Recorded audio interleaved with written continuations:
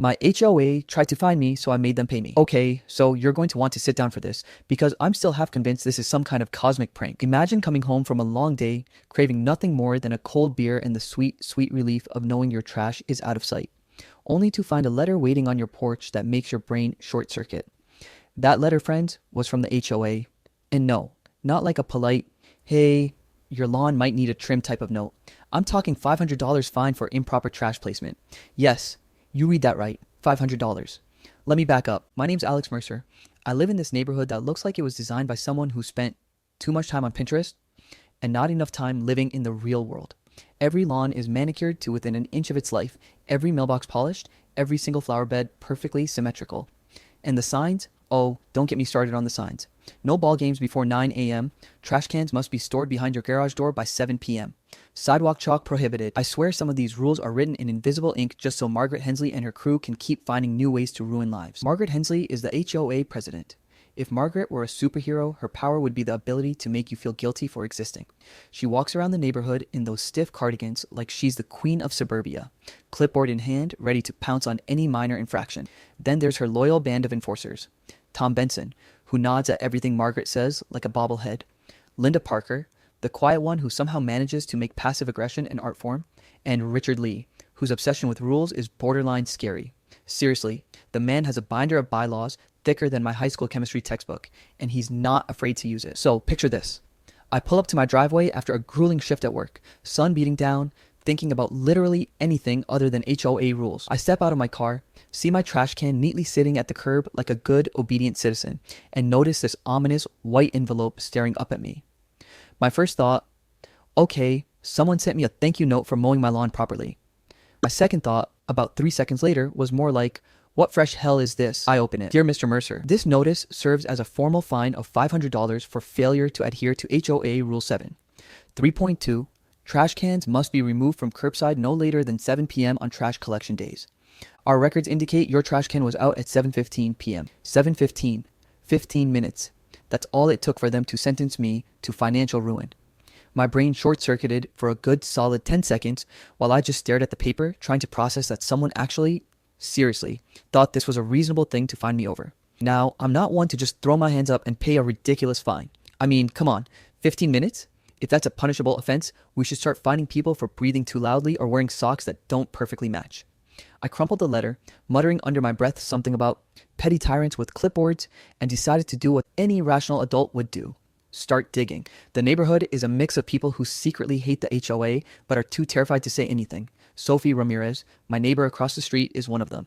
Sweet girl, quiet, always gives me a sympathetic smile when Margaret struts by like she's the HOA's personal emperor. Then there's Jordan Kim next door, skeptical, annoyed, but smart. I've had him whisper to me once or twice that he thinks Margaret is way too into the rules thing, which is honestly the understatement of the year. Anyway, I decided to look at the HOA rulebook online because of course it's all public. I needed proof that the fine was absurd and possibly even invalid, and that's when the real fun began. The rulebook is, let's call it dense. You need a degree in bureaucraties to even understand half of it.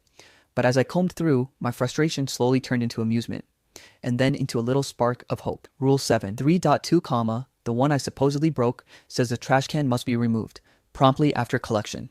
Sounds straightforward, right? Except there's this tiny footnote buried in paragraph 6. Promptly shall be defined as within a reasonable time frame, taking into account weather, work schedules, and exceptional circumstances as approved by the board. Did you catch that? Exceptional circumstances. My trash can being out 15 minutes late due to my job? That's arguably an exceptional circumstance. Not only that, but I noticed that Margaret and her board have been inconsistently applying this rule. Neighbor Dave had left his trash can out for 2 hours last week and got nothing. And look at that. He's friends with Linda. Interesting. So now my little spark of hope is burning. Maybe, just maybe, I'm not about to be crushed under a $500 fine for a 15-minute delay. Maybe, just maybe, this is the start of a real fight. The kind of fight where David stands up to Goliath, except in this case, David is me.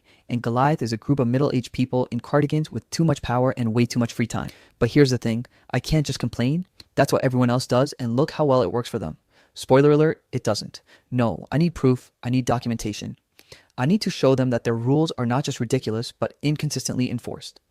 I start compiling emails, notes, timestamps of when trash cans actually went out, and pictures of other neighbors flagrantly ignoring the rules without so much as a warning.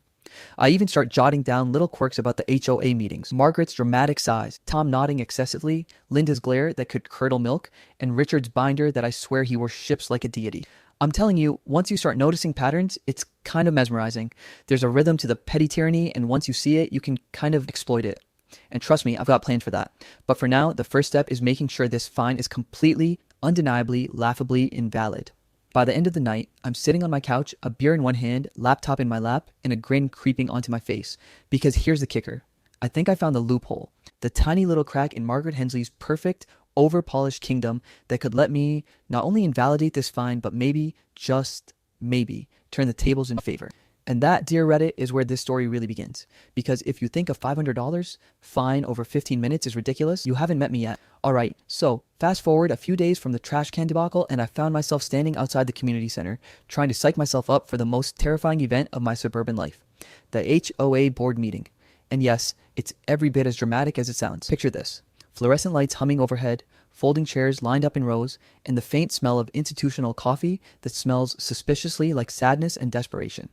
I was armed with my laptop, a stack of printed emails, timestamp photos, and enough smug confidence to fill a small yacht. Walking into the room, I immediately spotted the usual suspects. Margaret Hensley, in her signature pearl necklace and judgy glare, was seated at the head of the table, looking like a cross between a headmistress and a Supreme Court justice. Tom Benson was there, nodding at everything Margaret said, like a bobblehead on steroids. Linda Parker sat quietly, but I could feel her eyes drilling into me, passive aggression practically radiating from her pores. And Richard Lee, oh boy, Richard had his legendary binder open, looking ready to cite Rule 7, 3.2, and every other obscure bylaw ever drafted since the HOA was founded. I took a deep breath. This was it. David versus Goliath, Suburban Edition. Margaret kicked things off with her usual pomp. Mr. Mercer, thank you for attending. As you are aware, the board has issued you a fine for violation of Rule 7, 3.2. Would you like to explain why your trash can was out past 7 p.m.? I smiled politely and said, Sure, Margaret, my trash can was out 15 minutes past 7 p.m. due to work commitments. However, I'd like to point out that the rulebook specifies that violations must consider exceptional circumstances. Surely a work-related delay counts, right? The room fell silent for a second. You could literally hear Tom choking back a nod of approval, or maybe it was rage. Margaret's eyes narrowed. Mr. Mercer, she said, voice dripping with condescension, we understand your position, but rules are rules. The fine stands. Richard Lee immediately jumped in, waving his massive binder like a medieval mace. Technically, Mr. Mercer, Rule 7, 3.2 states that trash cans must be removed promptly. There is no definition for promptly other than what the board interprets as reasonable, which is by 7 p.m. I leaned forward slightly, keeping my tone calm but firm. Actually, Richard, if you look at paragraph 6 of 7, 3.2, it defines promptly as within a reasonable time frame, taking into account weather, work schedules, and exceptional circumstances as approved by the board. That would include minor delays, such as the 15-minute delay in my case. And if I'm reading this correctly, the board hasn't formally defined what qualifies as an exceptional circumstance. Have they? Margaret's lips tightened. Tom cleared his throat nervously. Linda's glare deepened. Richard looked like I had just suggested they replace his beloved binder with a stack of napkins. A couple of neighbors, Sophie and Jordan, were quietly watching from the back. I caught Sophie giving me a little thumbs up, barely noticeable, but still enough to make me feel like I wasn't alone in this. Jordan had his arms crossed, but I could see the glint of amusement in his eyes. Margaret tried to regain control, voice rising slightly.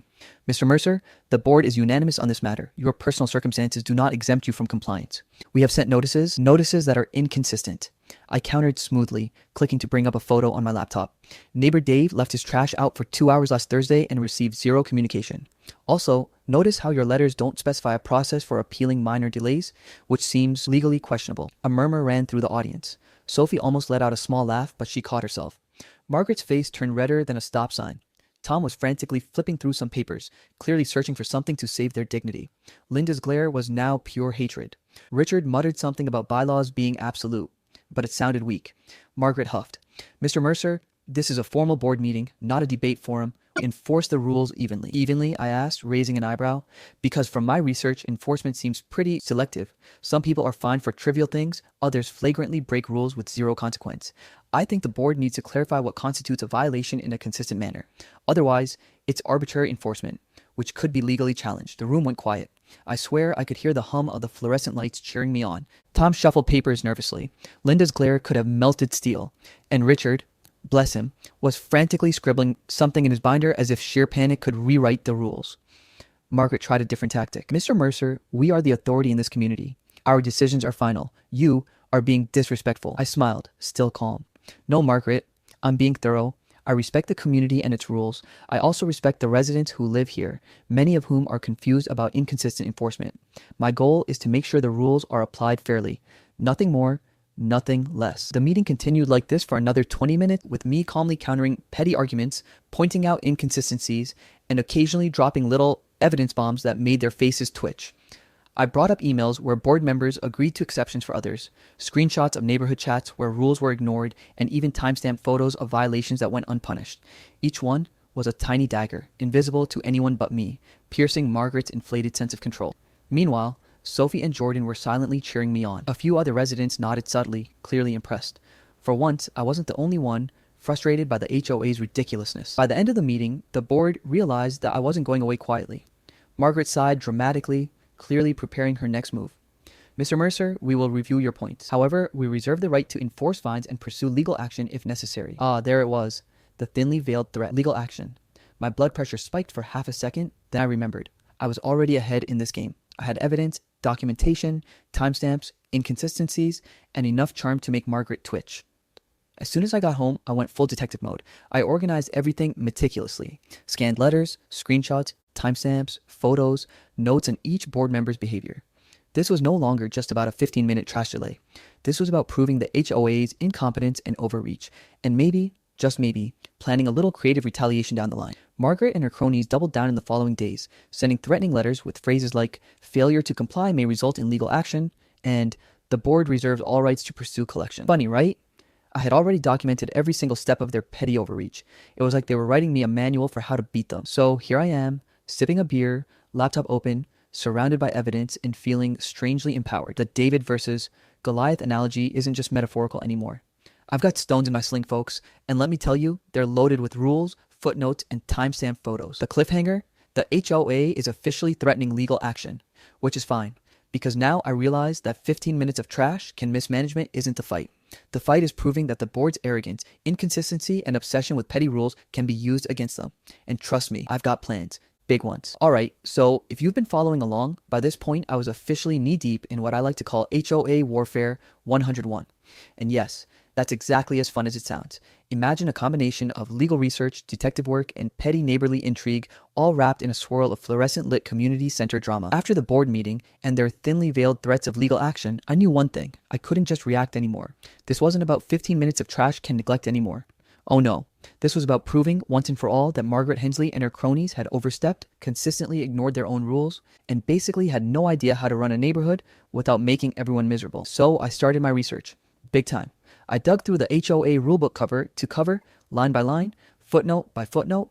I spent hours combing through local municipal codes, state HOA statutes, and even past disputes filed by other neighbors. And here's the thing. These laws exist specifically to prevent boards like ours from being petty tyrants. You can't just make up rules as you go or selectively enforce them. And trust me, Margaret and the board were doing exactly that. While I was diving into this rabbit hole, I noticed a pattern. Margaret and the board love power, obviously, but they also love procedural mistakes. They skipped proper notice periods, failed to document exceptions, and sometimes even cited bylaws that were outdated or outright irrelevant. It was like they were leaving breadcrumbs that said, here's how to beat us. That's when the spark of an idea hit me. I could not only fight this fine, but I could expose the board's incompetence in a way that would make them regret ever messing with me. And it had to be legal, mind you. I wasn't about to get dragged into an HOA lawsuit without the law firmly on my side. So I created a spreadsheet. Yes, a spreadsheet. It had columns for every violation I'd found, the date, who issued it, procedural errors, and the exact bylaws they misapplied. I even included a smackdown potential column, because if I'm going to do this, I'm going all in. Next, I started testing the waters with small victories. First, a neighbor named Paul had been fined for leaving his recycling bin out 15 minutes late, exactly the same violation I was accused of. I submitted a polite appeal citing the board's inconsistency, the statutory requirement for fair enforcement, and footnoted previous exceptions. Within a week, the fine was revoked. Minor victory? Yes. But it was proof that the board could be pushed when confronted with actual evidence. Then I caught Margaret in a procedural error. During one of their meetings, they had voted on fines without a proper quorum. Basically, they broke their own rules. I submitted a formal notice pointing this out, and the board had to rescind several fines issued that month. Watching their faces as they realized I'd uncovered their own mistakes was priceless. Tom turned red, Linda glared so hard it felt like she might burn a hole through my laptop, and Richard muttered something about technicalities. I sipped my coffee smugly while Sophie peeked over the fence across the street, giving me a barely there fist pump. As I continued building my case, I realized something important. The HOA had no idea who they were dealing with. Margaret thought I was just another disgruntled homeowner. Annoying, sure, but harmless. They had no clue that I was methodically collecting evidence, documenting every misstep, and preparing a playbook for when the moment came to strike. And let's be honest, Margaret and the board were doing a great job of setting themselves up for a humiliating fall. Every petty letter, every over-the-top warning, every passive-aggressive sign in the neighborhood was another brick in my revenge arsenal. Meanwhile, the tension was palpable. I started noticing suspicious behavior from the board. Margaret suddenly appeared at my driveway, inspecting my landscaping. Tom was lurking near my mailbox, pretending to check for mail, and Richard actually followed me on one morning to see if my trash can was out. It was like I'd stepped into a suburban spy movie, and honestly, I loved it. Even better, the community was starting to notice. Sophie and Jordan were more vocal in their support now. Quiet nods, sympathetic smiles, whispered comments about how ridiculous the HOA had gotten. Other neighbors started approaching me cautiously, asking for advice or quietly cheering me on. I was becoming the unlikely hero of this little suburban war, armed with a laptop, timestamps, and a slowly building dossier of evidence. By this point, my revenge plan was starting to take shape in my head. Step 1. Invalidate the original fine. Check. Loophole discovered in the exceptional circumstances clause. Step 2. Systematically document every other minor procedural error, inconsistency, and misapplied rule. Step 3. Force the board to revoke other fines, exposing them as the petty, incompetent rulers they were. Step 4. Escalate. Turn their arrogance into financial liability. Step 5. Sit back and watch them squirm while legally paying me back for my stress, wasted time, and emotional turmoil. I wasn't going to lie. This plan required patience. It required carefully pacing myself, ensuring every move was airtight, and making the board overcommit to their own rules so that when the hammer dropped, they had no way out. It was like chess, except the pieces were HOA board members who had no idea they were being played. And here's the funny part. I started enjoying it. The thrill of uncovering inconsistencies, the tiny victories, the sheer absurdity of a group of adults taking 15-minute trash violations seriously. It was intoxicating. Every email I sent, every appeal I filed, every carefully worded letter was a small dagger aimed squarely at the inflated egos of Margaret, Tom, Linda, and Richard. And the best part? They were handing me the evidence I needed on a silver platter. I even started documenting their behavioral patterns. Margaret huffs when cornered, Tom panics when challenged, Linda's glare intensifies when she's embarrassed, and Richard starts muttering about bylaws like he's trying to summon legal spirits. It was all extremely helpful. For example, when Margaret sent a particularly passive-aggressive email about maintaining the community's integrity, I saved it. Word choice, tone, timing, all prime ammunition. By the end of the week, I had a stack of evidence so tall it could almost be mistaken for a small fort. I had proof of their petty overreach, procedural errors, inconsistencies, and blatant favoritism. I had timestamps, photos, emails, and even recorded notes from interactions at the community center. I was ready, but I wasn't revealing anything yet. The beauty of a good plan is timing. And mine? Oh, my plan required perfect timing. Because here's the thing, the HOA thinks they have power over me. They think a few letters, a few threats, and some passive-aggressive rules can intimidate me into compliance. They have no idea that every petty action they take is being carefully logged, cataloged, and turned into a weapon. And soon, very soon, they're going to realize exactly what that weapon is. So I sat back on my couch, poured another beer, and stared at my laptop. The spreadsheet was beautiful. The photos, emails, and documentation all neatly organized. My revenge plan wasn't just a fantasy anymore, it was a blueprint. Step by step, I was going to make Margaret and her cronies pay for underestimating me. And not just metaphorically. I'm talking fines revoked, reputations tarnished, maybe even financial compensation. And here's the kicker. They don't even know I've started setting the pieces in motion. They think I'm just an angry neighbor who argues back. Little do they know, I'm the calm before the storm. The cliffhanger, the final move, the one that will make them literally pay me, is being prepared. But they're not seeing it coming. And that's exactly how I like it. I kicked off my revenge campaign with a single, perfectly crafted email. Subject line, formal request for immediate fine reassessment. Rule 7, 3.2 Compliance Review. I made it polite, professional, and meticulous. Every sentence referenced a specific procedural error. Every point backed with a timestamp, a photo, or an HOA email proving their inconsistency. It was a masterstroke of civility and legal precision. And then I waited. Margaret Hensley, of course, didn't take it well. The very next day, I got a flurry of emails that practically radiated panic. We are reviewing your claims. She typed in all caps in some parts, bolding words for dramatic emphasis like she was shouting across cyberspace. Tom Benson copied and pasted some rote threat about enforcement, and Richard Lee actually attached a PDF of bylaws with more footnotes than a law review journal. Linda Parker, well, Linda just sent a passive-aggressive smiley emoji in a reply that said, "We'll see about that." Honestly, I laughed. It wasn't long before the dominoes started falling. First, a minor fine against another neighbor over a garden gnome that supposedly violated aesthetic rules was revoked after I pointed out the board had no documented notice of the rule or enforcement precedent. The neighbor, clearly relieved, whispered a little thank you as they walked past. Sophie gave me a quiet fist bump over the fence. Jordan raised his eyebrows and muttered, "Okay, you're actually doing it." By this point, the board was panicking. Margaret's emails grew more frantic, filled with phrases like irreparable damage to community integrity and non-compliance will not be tolerated. She even scheduled an emergency board meeting, presumably to strategize how to deal with me. What she didn't realize was that the more they flailed, the better it looked for me. Their panic was my ammunition. At the next board meeting, the fun really began. I showed up armed with printed documentation, spreadsheets, and a calm demeanor that contrasted beautifully with the chaos around the table.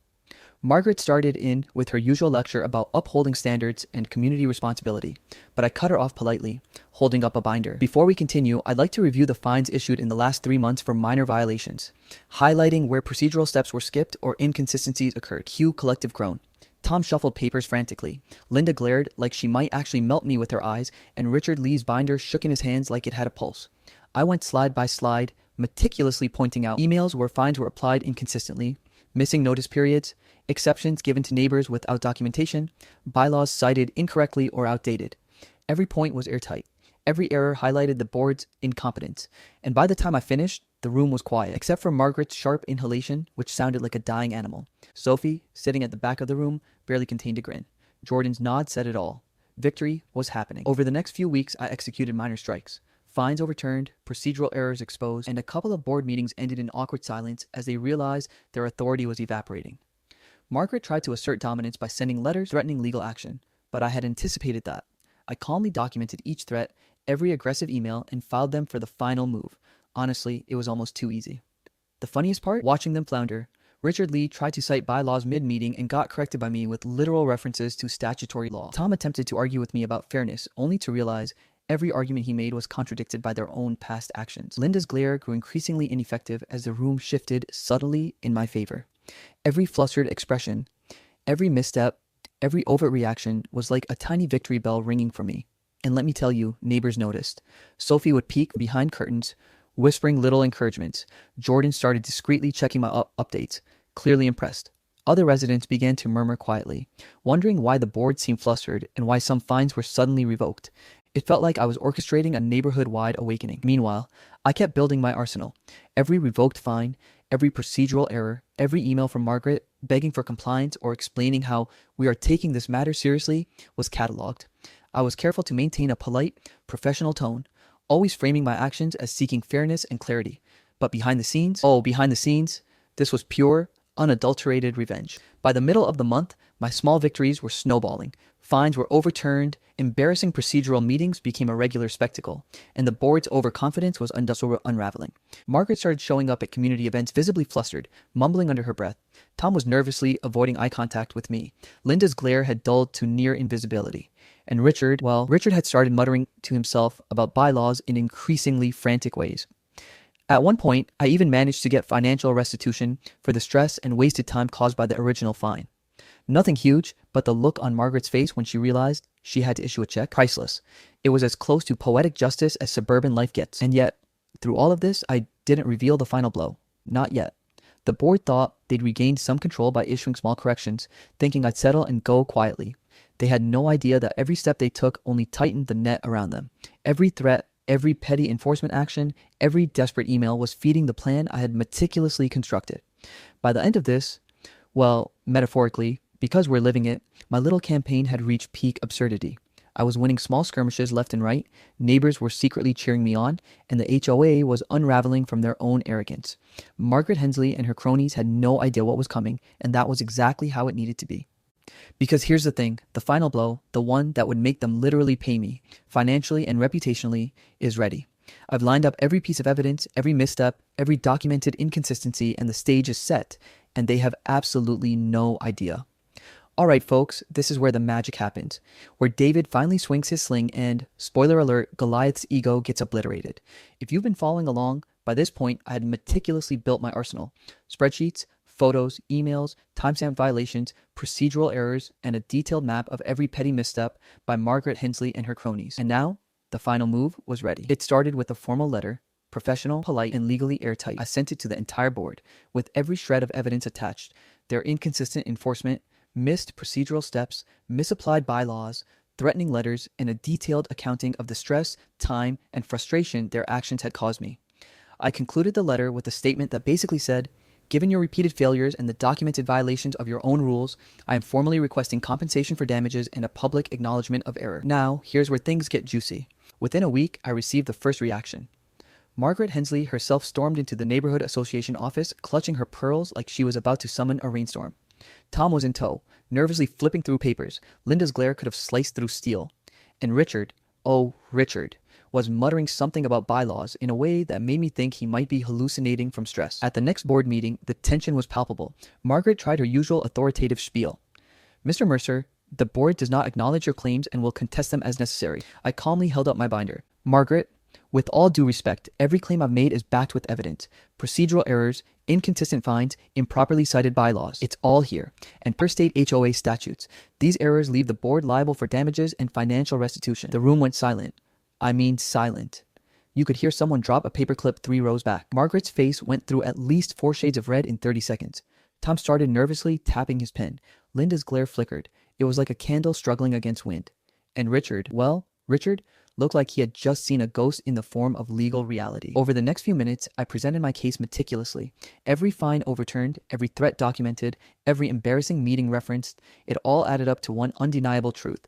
The board had overstepped repeatedly, and now they had to pay. The beauty of it, the neighbors were watching. Sophie and Jordan were quietly cheering from the back, and a few other residents peeked over their fences or leaned in from folding chairs, eyes wide, mouths slightly open in disbelief. I was essentially performing a magic trick, except instead of pulling a rabbit out of a hat, I was pulling out irrefutable legal documentation that exposed the HOA's incompetence. Margaret tried to argue, of course. She waved her hands, threw in phrases like community integrity and board authority, but I had anticipated every single point. I calmly countered with statute citations, bylaw clarifications, and even a few direct quotes from her own previous emails that contradicted her statements. Each rebuttal landed like a tiny hammer hitting a nail, and each hammer brought a deeper shade of panic to the board's faces. By the end of the meeting, the board was forced to concede. Every fine they had issued recently that was improperly applied was overturned. They issued a formal apology for procedural missteps. And here's the kicker. They had to provide financial compensation for the stress, wasted time, and minor inconvenience their actions caused me. Margaret had to personally sign the check, Tom had to hand it over while avoiding eye contact, and Linda's glare had finally dulled to a faint, impotent scowl. Richard, well, he just kept flipping through his binder, muttering about footnotes. The neighborhood reaction was, unsurprisingly, glorious. Sophie leaned over the fence and whispered, "You did it. You actually did it." Jordan, who rarely shows enthusiasm, gave me a subtle fist pump. Other neighbors started nodding and murmuring amongst themselves, clearly impressed by the way I had turned the tables. The once feared HOA now looked like a group of bumbling amateurs. Their authority had evaporated, replaced with, well, embarrassment, humiliation, and grudging compliance. And honestly, I felt fantastic. Standing there, knowing I had legally, cleverly, and completely outmaneuvered them was one of the most satisfying feelings of my life. Every petty rule, every overzealous letter, every passive-aggressive sign suddenly became a hilarious anecdote in the story of my triumph. In the following weeks, life in the neighborhood subtly shifted. Residents started joking about the rules that used to terrify them. Garden gnomes appeared again. Sidewalk chalk made a quiet, triumphant return. And every time I walked past Margaret or Tom, I caught a flicker of realization in their eyes. They had underestimated me. Reflecting on the whole ordeal, I realized I'd grown too. I'd learned patience, strategy, and the value of meticulous planning. I had become smarter, more confident, and, let's be honest, slightly smug, but deservedly so. Every time I looked at a petty HOA rule, I couldn't help but smile, knowing that those rules that once intimidated me had now been flipped on the board itself. The humor wasn't lost on the neighborhood either. At the next casual block gathering, a neighbor joked, "Remember when we were scared of the HOA over a 15-minute trash delay?" Everyone laughed, and I raised my hand subtly, a quiet nod to my little victory. It was a moment of shared amusement, subtle triumph, and community camaraderie. By the time the dust settled, Margaret Hensley and her cronies had lost credibility, authority, and a modest sum of money, all while the neighborhood quietly celebrated the cleverness of a single determined homeowner. And me, I sip my beer on my porch, watching the sunset, smiling at the absurdity and reflecting on the entire adventure with a sense of triumph that was part justice, part humor, and entirely satisfying. Because, Reddit, if you ever think someone's petty rules or overbearing authority can intimidate you, remember this story. Meticulously document your case, stay calm, exploit inconsistencies, and most importantly, enjoy the subtle, sweet satisfaction of turning the tables completely. And as for me, I finally got to relax, knowing that my trash can could stay out 15 minutes past 7 if I wanted to, and the HOA had no choice but to accept it.